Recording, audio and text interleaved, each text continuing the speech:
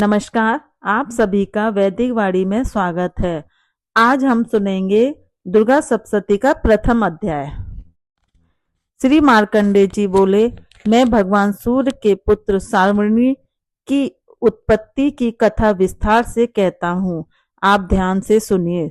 सूर्य की छाया स्त्री से उत्पन्न सावर्णी जगत जननी महामाया की कृपा से मनवंतर का अधिपति बना।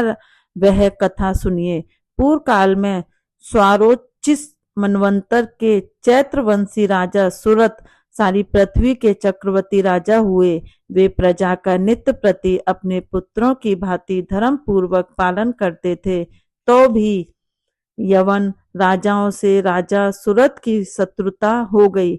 दुष्ट दलन राजा सुरत से उनका भयंकर युद्ध हुआ और थोड़ी सी सेना व राजकोष होने पर भी यवन राजाओं ने सुरत को हरा दिया। तदंतर राजा अपने नगर में आ राज्य करने लगा। तो भी अन्य शत्रु राजाओं ने राजा सुरत पर चढ़ाई कर दी और नगर में भी दुराचारी मंत्रियों ने राजा का कोष, सेना तथा सारी वस्तुएं छीन ली। तब राजा सुरत हार कर अकेला ही घोड़े पर सवार होकर शिकार खेलने के बहाने घने वन में चला गया। उसने महर्षि मेधा का सुंदर आश्रम देखा, जो अहिंसक सिंह आदि तथा शिष्यों और मुनियों से सुशोभित था। वहां बैठे हुए महर्षि मेधा को राजा सुरत ने नमस्कार किया और मुनि से उचित सत्कार प्राप्त कर कुछ काल तक इधर उधर विचरता हुआ उसी आश्रम में रहा। कुछ समय के उपरांत फिर वह अपने राज्य तथा प्रजा के संबंध में चिंता करने लगा कि जिस राज्य को मेरे पूर्वजों ने भली भांति चलाया और प्रजा का पालन किया, वह आज मुझसे रहित हो गया। वे दुष्ट मंत्रीगण राज्य का संचालन धर्म नीति के अनुसार कर रहे होंगे या नहीं, और मेरा प्रधान हाथी भी शत्रुओं के वश में हो गया। न जाने क्या क्या प्रसन्नता पूर्वक धन और भोजन प्राप्त करते थे। अब उन दुष्ट राजाओं के आश्रय में रहकर कष्ट पाते होंगे और मंत्री राजकोष को कुमार्ग में व्यर्थ ही अपव्यय करते होंगे। जो धन मेरे पूर्वजों ने बड़ा परिश्रम से संग्रह किया था, नष्ट हो गया होगा। इस प्रकार वह राजा राज्य की सभी बातों की चिंता करने लगा। कुछ समय पश्चात एक दिन महर्षि मेधा के आश्रम के समीप एक वैश्य को आते देख राजा ने उस वैश्य से पूछा, अरे भाई, तुम कौन हो और यहाँ क्यों आए हो? तुम्हारा मलिन मुख शोक युक्त क्यों दिखाई देता है? इस प्रकार राजा सुरत की बातों को सुनकर उस वैश्य ने राजा सुरत से कहा, हे राजन, मैं समाधि नाम का एक वैश्य हूँ। मेरा जन्म धनवान कुल में हुआ। मेरे दुष्ट स्त्री पुत्र आदि ने धन के लोभ में मुझे घर से निकाल दिया है और मेरा धन छीन लिया है। मैं धन स्त्री पुत्र से रहित हूँ। अब मैं अकेला दुखी होकर इस वन में आया हूँ।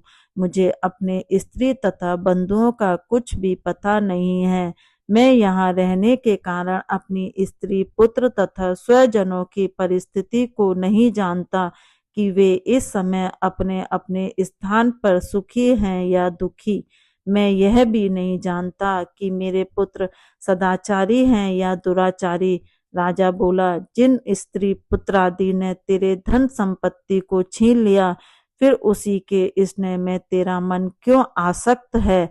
वैश्य बोला, आपने मेरे विषय में जो बातें कही वे यथार्थ में सत्य हैं, परंतु मैं क्या करूं? मेरे चित्त में कठोरता नहीं है। जिन पुत्र आदि ने धन के लोभ में आकर मुझे घर से निकाल दिया है, मेरा चित्त फिर भी उन्हीं में आसक्त होता है। यह जानते हुए भी मेरा मन अनजान हो रहा है। मेरा मन उन दुष्टात्मा स्त्री पुत्रादि में आसक्त हो रहा है और इसी सी ऊर्ध्व श्वास चल रहे हैं। मुझे इसका दुख है और मन खिन्न है। मैं क्या करूं? इन स्वजनों के निष्ठुर होने पर भी मन में उनके प्रति प्रेम है। श्री मार्कंडेय जी बोले, हे सिद्ध श्रेष्ठ, हे द्विज श्रेष्ठ। तत्पश्चात राजा सुरत और समाधि वैश्य दोनों श्री मेधा मुनि के समीप गए और प्रणाम करके बैठ गए और मेधा ऋषि ने कथा वार्ता करने लगे। राजा बोले, हे भगवान, मैं आपसे एक बात पूछना चाहता हूँ, आप उसे बताइए। हे महाराज, मेरा मन वश में नहीं है, इससे मुझे दुख है। छीने हुए राज्य तथा स्त्री पुत्र बांधवों की ममता मुझ अभी तक बनी हुई है। हे मुनि श्रेष्ठ, यह जानते हुए भी क्यों मेरा स्नेह अज्ञानियों की भांति उनसे विशेष बढ़ता जाता है, और इस समाधि वैश्य को इसके स्त्री पुत्रादि ने त्याग दिया है तथा इसे घर से निकाल दिया है, फिर भी उनमें अत्यंत आसक्त रहा है। इसी तरह हम दोनों बहुत दुखी हैं। हे महाभाग, उनके दोषों को जानते हुए भी हम दोनों का हृदय उनके प्रति मोह में आसक्त रहता है। इतना ज्ञान होते हुए भी ऐसी ममता क्यों है? हम दोनों को अज्ञानियों की भांति मूढ़ता क्यों उत्पन्न हो रही है? महर्षि मेधा ने कहा, हे महाभाग, विषय मार्ग का ज्ञान समाप्त जीव जंतुओं को है, इसी प्रकार विषय भी उसके पृथक पृथक होते हैं। कोई प्राणी दिन में नहीं देखते, कोई रात्रि में नहीं देखते, और कोई जीव दिन रात में समान दृष्टि से देखते हैं। सभी पुरुष ज्ञान युक्त हैं, यह सत्य है, इसमें संदेह नहीं है। केवल इसमें ही नहीं, सभी पशु पक्षी मृगादि में भी मनुष्य की भांति ज्ञान होता है। यह स्थूल ज्ञान है। जैसे मनुष्य में आहार आदि की इच्छा उत्पन्न होती है, वैसे ही पशु पक्षी में भी आहार विहार निद्रा तथा मैथुन की इच्छा उत्पन्न होती है। ज्ञान होने पर भी पक्षियों को तो देखो, ये स्वयं भूखे होने पर भी मोहवश अपने बच्चों की चोंच में स्नेह से दाना डालकर प्रसन्न होते हैं। मनुष्य भी अपने पुत्र पौत्रों के साथ इसी प्रकार का व्यवहार करते हैं, किंतु वह पालन पोषण का बदला लेने की इच्छा से कि जब हमारी वृद्धावस्था आएगी तब हमारा पालन वे करेंगे। हे नर श्रेष्ठ, क्या हम तुम नहीं देखते, पुत्र आदि उनका भरण पोषण ना भी करें तो भी माता पिता तो करते ही हैं, क्योंकि विश्व की स्थिति को रखने वाली महामाया के प्रभाव से मोह के गड्ढे में डाल दिए गए हैं। इसमें कोई आश्चर्य की बात नहीं है, क्योंकि यह भगवान विष्णु की योग निंद्रा है, जिससे संसार मोहित हो जाता है।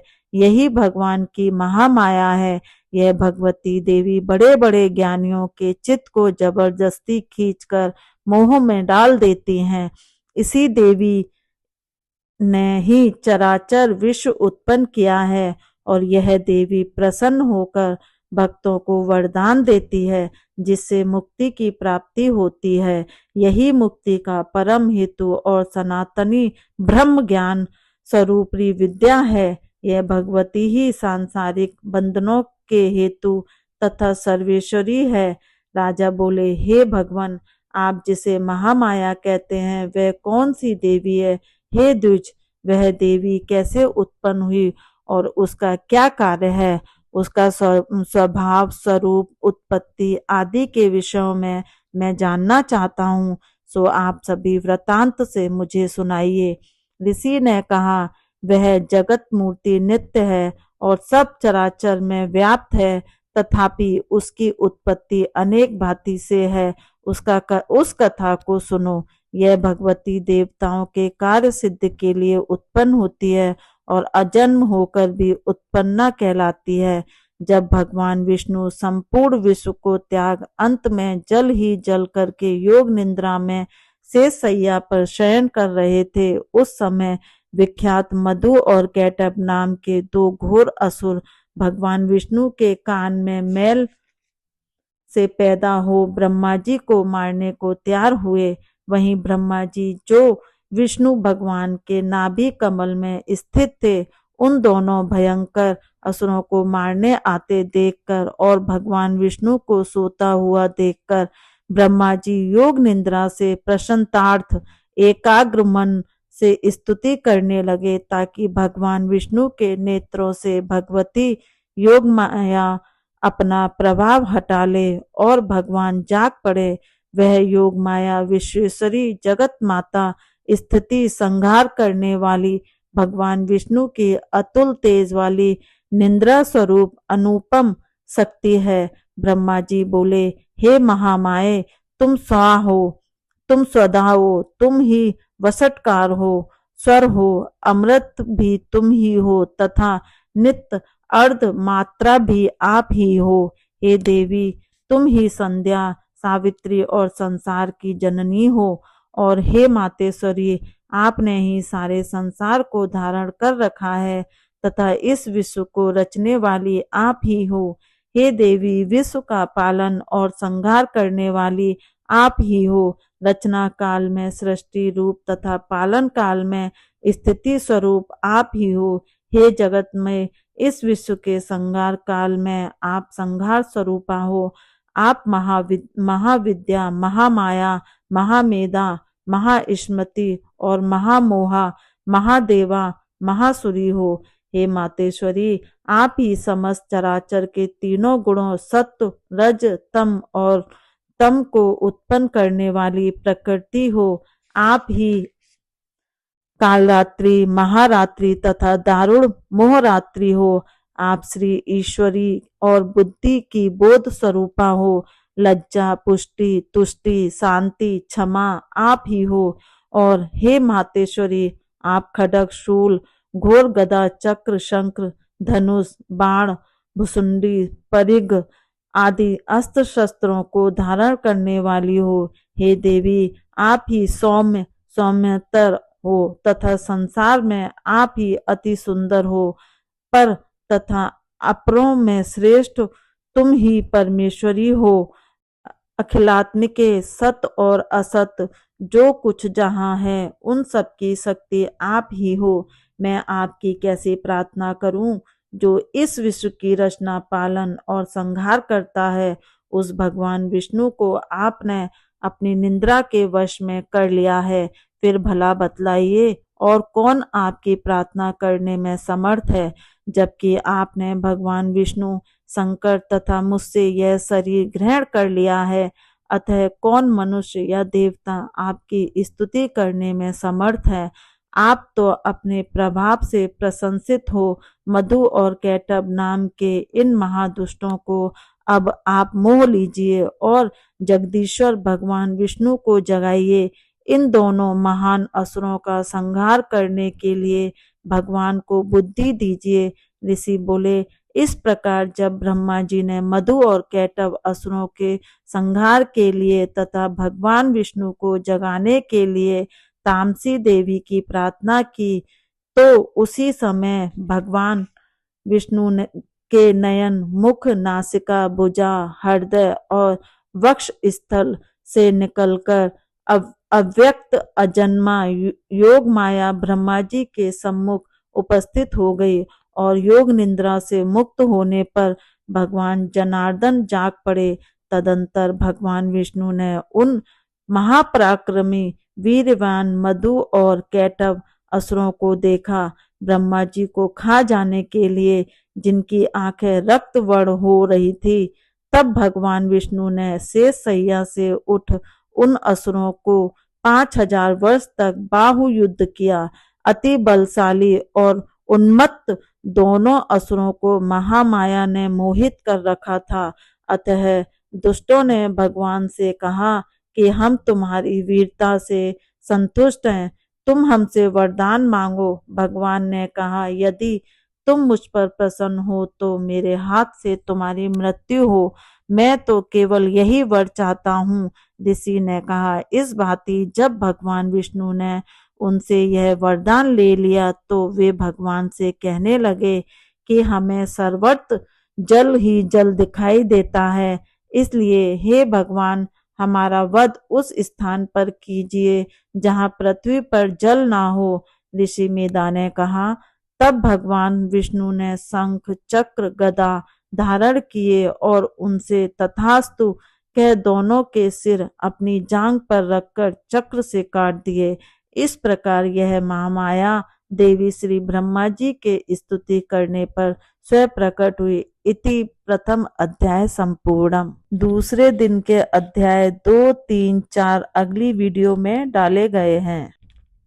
वीडियो को लाइक करें, सब्सक्राइब करें, बेल आइकॉन दबाएं ताकि ऐसी और भी वीडियो बनाने के लिए हमें प्रेरणा मिले। वीडियो को अधिक से अधिक शेयर करें। नमस्कार।